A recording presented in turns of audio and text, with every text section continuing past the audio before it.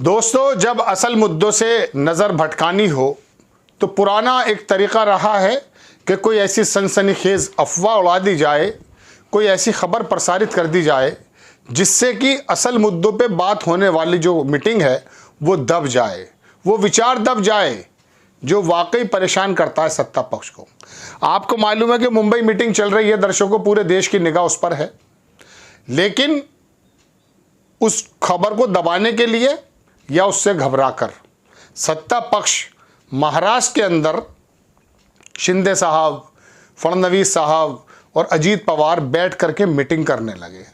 इधर मुंबई की मीटिंग चल रही है जो राष्ट्रीय स्तर पर है, उन्हें अपने अपने घोंसले बचाने की लगी हुई है, वो भी मीटिंग करने लगे हैं। ये बात तो मैं बताऊंगा पूरी विस्तार से आपको, लेकिन मेरे जहन में एक बात और आई, वो मैं बताना चाहता हूं कि जब असल मुद्दों से नज़र हटाई जाती है तो क्या क्या खेल होते हैं। चैनल्स के, सरकारों के या देश के चलाने वालों के कौन कौन से हथकंडे होते हैं जिससे आम आदमी की नज़र वहाँ से हट करके दूसरी जगह लग जाए।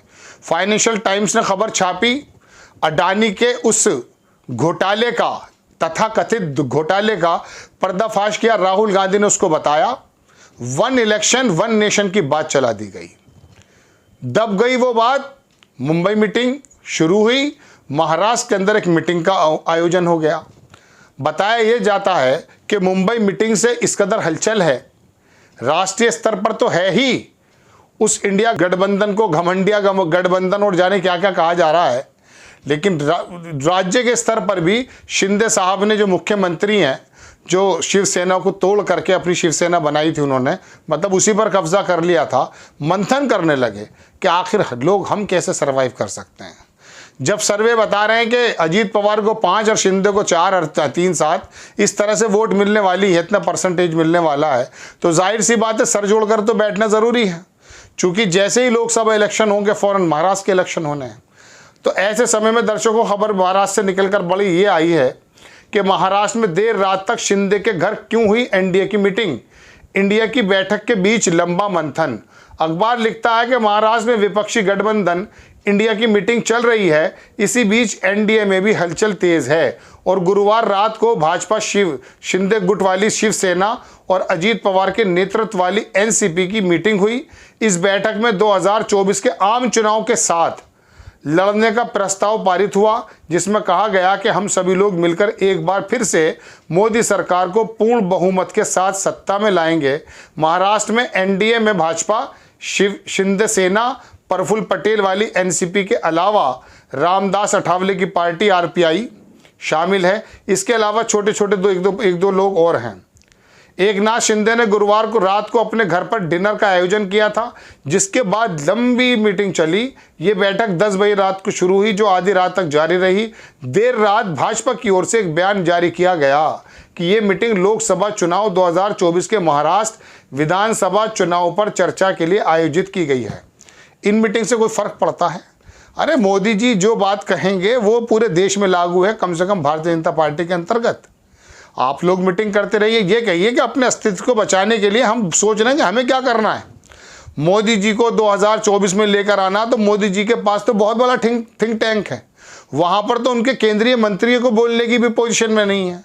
आप आकर के अजीत पवार साहब और हम क्या नाम आरपीआई के वो जो अठावले हैं, ये इकट्ठे होकर के बात करने लगे। वजह मुंबई मीटिंग से हलचल है। मैंने जैसे आपसे कहा ना कि राष्ट्रीय स्तर पर इसका नाम बिगाड़ने की कोशिश की गई। अब इंडिया नाम ऐसा रख दिया गया है कि असम के जो मुख्यमंत्री, उन्होंने इंडिया अपने आगे से हटा लिया है, ट्विटर पर भारत लिख दिया। अब वो एक कदम आगे बढ़ करके उन्होंने कह दिया, जुड़ेगा भारत जीतेगा इंडिया। अब क्या करेंगे आप, उन्होंने भारत भी छीन लिया। बहरहाल दर्शकों, बात यह है कि हलचल तेज़ है और भारतीय जनता पार्टी इस बात से भी परेशान है कि अभी तीसरी मीटिंग ये हुई है। 3 मीटिंग के अंदर मैंने पहले भी आपके सामने अर्ज़ किया कि 41% के करीब वोट मिल रहा है इंडिया गठबंधन को। इन्हीं के गोदी मीडिया के जो सर्वे हैं, जबकि वो किस प्रकार का सर्वे करते होंगे तो आप भी जानते हैं। 43% एनडीए को बताता है, वो 41% इसको बताता है। अब ये गठबंधन की मीटिंग के बारे में साथ साथ बताता चलूँ आपको, वहाँ संयोजक वगैरह तो तय नहीं हुआ, लेकिन 4-5 समितियाँ ऐसी बनी हैं जो बिल्कुल लगता है कि जोड़ दिया गया। और ये तमाम गठबंधन के जो 28 दल हैं, इनमें से लोगों को लिया गया है।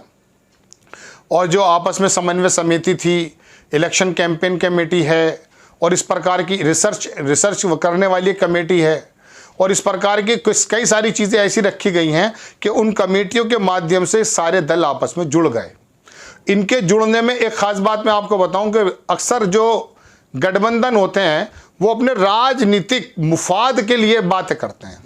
अच्छी बात यह है कि एक रिसर्च एंड डेवलपमेंट जो है उसके अंदर कमेटी बनाई गई, उसके अंदर बड़े काबिल लोग लिए गए। शिवसेना की वो जो थी चतुर्वेदी वो हैं, और इधर आम आदमी पार्टी के हैं, मतलब कांग्रेस के सभी लोग हैं। उन लोगों का काम यह है कि कौन सी ऐसी नीतियां बनाई जाएं, राहुल गांधी ने भी इसका जिक्र किया, कि जो आम आदमी तक पहुंचे। गरीब आदमी, कृषि के मुतालिक, महंगाई के मुतालिक, बेरोजगारी के मुतालिक ये कमेटी रिसर्च करेगी कि कौन कौन सी नीतियां बने और कौन कौन सी नीतियों का इम्प्लीमेंट किस तरह से किया जाए जो आम लोगों को फ़ायदा पहुंचाए। वरना गठबंधन में क्या होता है, इलेक्शन में झगड़े हो रहे हैं, समन्वय समिति बना दो, बिल्कुल सही बात है, वो भी बनी है। एक सबसे बड़ी बात यह है कि सीट शेयरिंग के बारे में सभी दलों ने कहा कि हमें सबको कुर्बानी देनी है और हम सब लोग तैयार हैं। संयोजक बन जाना बड़ी बात हो सकती थी, लेकिन इसके बारे में ज़्यादा मंथन नहीं हुआ है। सीट शेयरिंग के बारे में बात हुई, और अब कोई शायद इस तरह का अधिवेशन होगा भी नहीं। ये समितियां बातें करेंगी आपस में, बंद कमरों में बातें होंगी, शीर्ष आला कमान नेताओं के सामने रख दी जाएगी, और उसके बाद वो फैसला करेंगे कि आगे की रणनीति क्या है। एक रणनीति में ये भी हुआ है कि साझा कार्यक्रम के दौरान साझा नेता रैलियां करेंगे। अब इस गठबंधन की, इंडिया अलायंस की ताकत ज़मीन पर लोगों के माध्यम से नजर आएगी। जो मैसेजेस इनको देने हैं, जो इन्होंने तय किए हैं, वो लोगों को बराह रास्त रैलियों के माध्यम से जब ये डिलीवर करेंगे, जहां जिसका जोर है वो ज़्यादा अगुवाई करके अपनी बात करेगा, तो इससे कुछ असर कारक नज़र आता है। और ये गठबंधन पहले की तरह नज़र नहीं आ रहा दर्शकों, मजबूत है।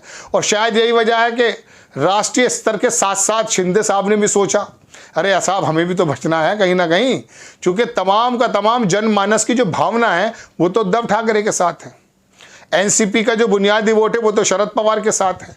तो इन लोगों का मंथन भी ज़रूरी है। तो मुंबई की बैठक ने राष्ट्रीय स्तर से लेके राज्य स्तर तक नींदें उड़ाने का काम कर दिया है। आपको खबर कैसी लगी अपनी राय कमेंट्स बॉक्स में ज़रूर दीजिए। चैनल को सब्सक्राइब कीजिए, शेयर कीजिए। नेक्स्ट टाइम मैं किसी खबर के साथ आता हूँ। जय हिंद।